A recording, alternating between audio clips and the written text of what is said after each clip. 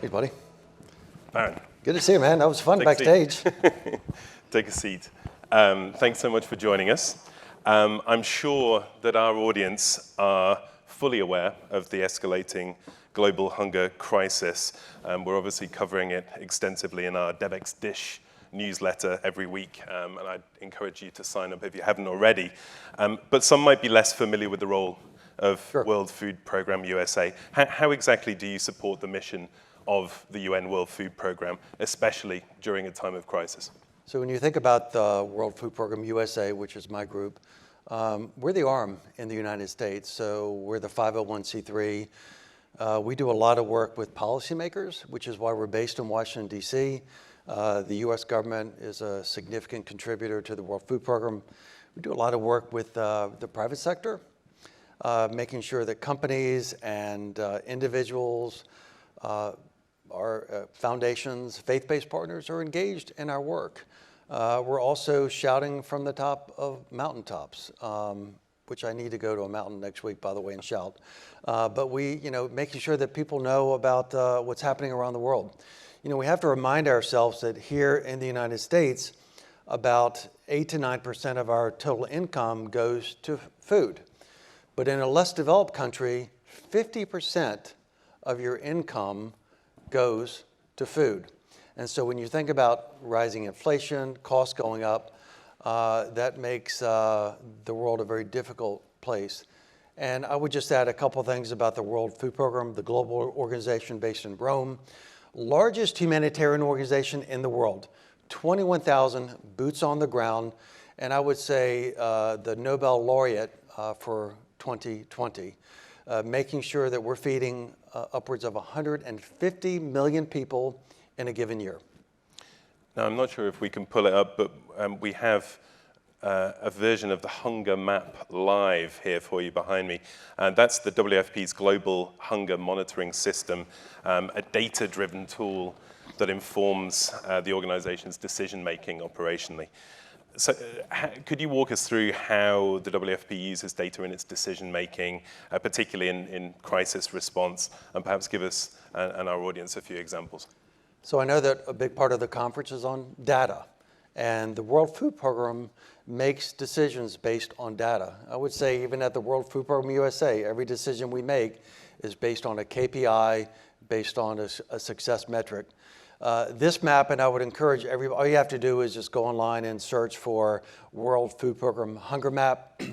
I see it's live. I think the sad part for me is you see a lot of red.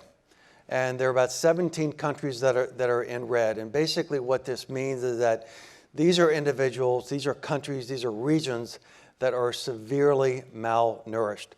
But the interesting thing is it's not just the World Food Programme that uses this to make decisions. I mean, we all have resources. The World Food Programme only has a certain amount of resources to feed people. And this hunger map gives indications of weather patterns.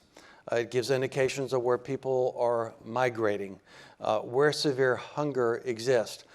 This morning, I just clicked on South Sudan, and the number changed from yesterday to today. It's a country that is seeing the domino effects of climate and conflict, more people that are hungry.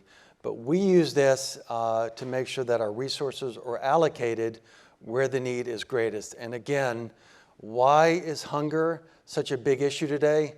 Costs are going up, climate, conflict, and COVID. No, it's great. I mean, you've become president and CEO of the World Food Programme USA at a very interesting time, to say the least. In January 2020, just before the pandemic struck. But since then, despite the uncertainty of the pandemic, of things like the war in Ukraine now, increasing droughts and extreme weather events caused by the impact of climate change, you've actually overseen a remarkable growth in revenue from some $18 million, more or less, to over $100 million in the last year. So how have you overseen this transformation at a time when many non-profits are really struggling? So I was brought into the World Food Programme USA to transform the organization. And we were doing a really good job on the policy side. And great leadership before me with a focus on policy, but there was a strong desire to grow the brand, to grow the private sector, because we know that between 30 and 50 cents will feed somebody. So when I joined, we were raising $19 million a year, and that was consistent over a few years. What any CEO will do is you'll look at the leadership to make sure that the right people have the right skill set, and the skill set, not what you need today, but where you're going. And so I was very proud that we had a few people on the senior management team that were just extraordinary.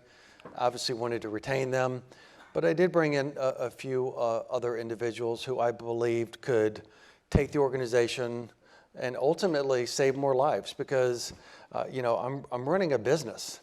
And I look at KPIs and I look at success metrics. I try to measure every single investment that we make. And you and I were chatting in the back, and one of the things I'm incredibly proud of is that we've gone at the World Food Program USA on Charity Navigator, which is the main charity watchdog group, from being a 2-star charity to a 4-star charity. And basically that means that we're outperforming 96% of charities in the United States. So it's not just about the amount of money you make, because there are a lot of great charities out there that raise a lot of money, but are they doing it efficiently? And is the money going to help people? So yes, you have a question. So efficiency and effectiveness, I think just staying, I know that time is short today, but talking about funding, obviously in the current crisis, needs are really outpacing the amount of funding available. In brief, if you can, what is the strategy at WFP for really closing that funding gap, and maybe a piece of advice for audience working in the same sector? I happen to believe that hunger is solvable, and I'm going to start there. I would also say we have to remember that before COVID, we saw years of declining hunger around the world. This is an unprecedented time.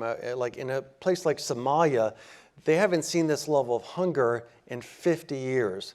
We have to respond. The world has to respond. So we're asking you to please use your voice, use your philanthropy, your employees. I need you. We can't do this alone. We're engaging the private sector, we're engaging our policymakers, and I would just say, hopefully you've learned a few things during this session today, whether it's the hunger map, whether it's the World Food Program USA, or their need. There's not a greater need than feeding hungry people around the world. So please go on this journey with us, and I would say our website, wfpusa.org. Please follow us, get involved. Go on this journey with us. There are a lot of people depending on you and depending on me.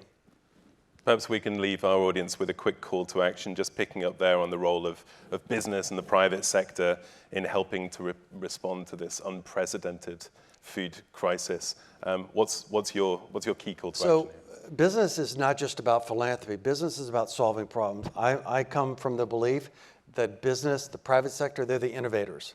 And so we have something called the Innovation Accelerator, where businesses can come in and present ideas that can be scaled up to solve hunger.